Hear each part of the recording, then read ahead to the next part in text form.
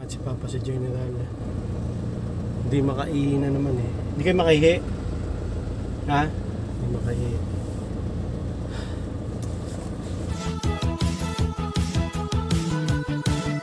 Please subscribe nyo ako sa iba ko pang YouTube channel. Please follow nyo ako sa iba ko pang social media account ko. Lalo na sa TikTok ko yun. Oh yeah!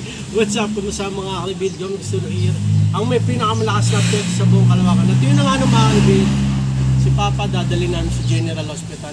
Papalit namin ng catheter. Hindi namin makaihi. Napa-scan na namin siya, CT scan. Ano nangyari? Okay naman yung kidney niya, dito yung andyan yung result. Siyempre, baka pabasa namin. Pero napabasa na namin eh. Okay. Dun sa ano, hindi okay. Meron siyang prostate na malaki. Kailangan operahan. Kaso hindi kakayanin ni Papa kasi payat siya. Kailangan magpataba muna bago operahan.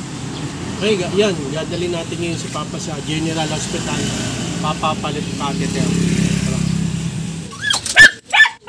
Jong.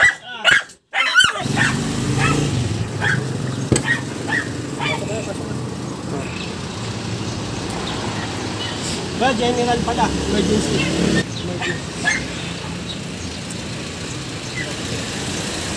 Tara na. At si Papa sa General, hindi makaihi na naman eh. Hindi kayo makaihi?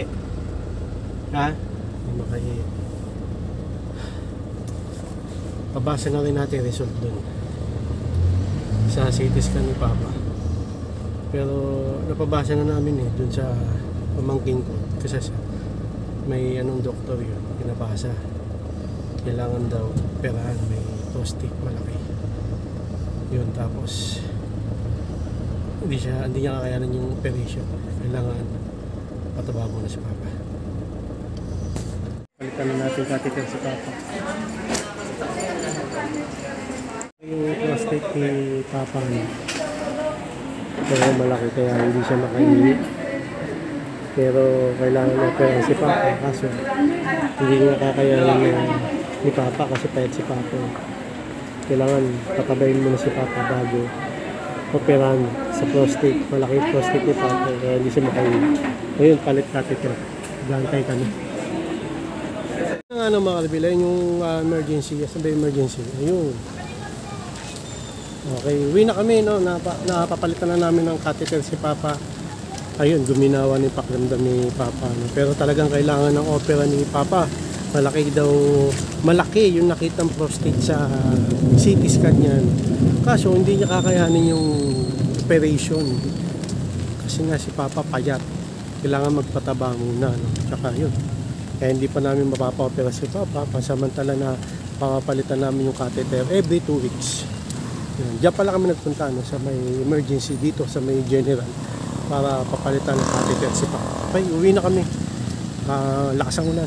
Kukuha ako ng taxi para makauwi na. Lakas pala ng ulan ngayon, no? Buti mihina. Kanina sobrang lakas. May bagyo. Okay, kukuha na ako ng taxi. Dito may taxi, may pila ng taxi dito. Palitan yung catheter. Okay na kayo? Okay na. Nakauwi na kami, no? Yan, nakaligo na rin ako. Muntik pang hindi kami tanggapin pala sa emergency, no? Na hindi ko nasabi.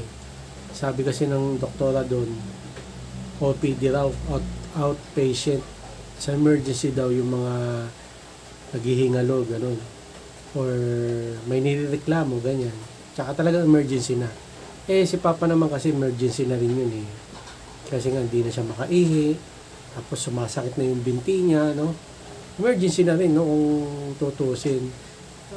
Tapos sabi niya kasi namin, papalitan ng catheter 2 weeks na eh. Kasi every 2 weeks papalitan yung catheter ni Papa, kailangan, no? Kasi pagka hindi pinalitan, ayun, isa na yung hindi siya nagbabara na, yun, may infection.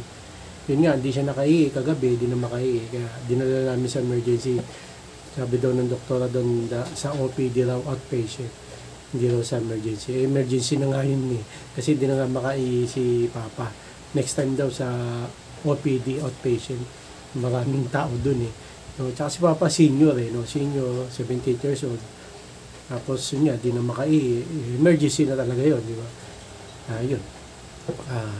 Susunod, pag pinupunta kami ulit din sa emergency, sabi, hindi daw dun nagpapalit ng catheter, dapat sa OPD.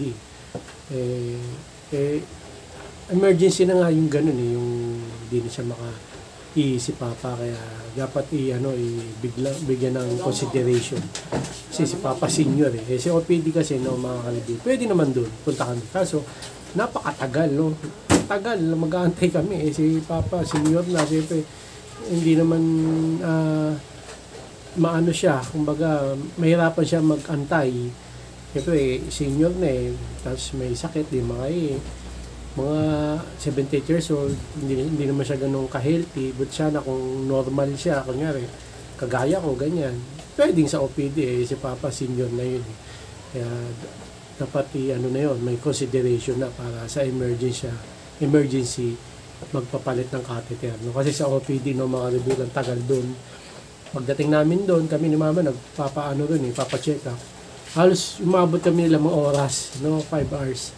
Si Mama okay pa naman. Si Papa iba na kasi iba na yung kalagayan niya. Kaya talagang dapat sa emergency siya.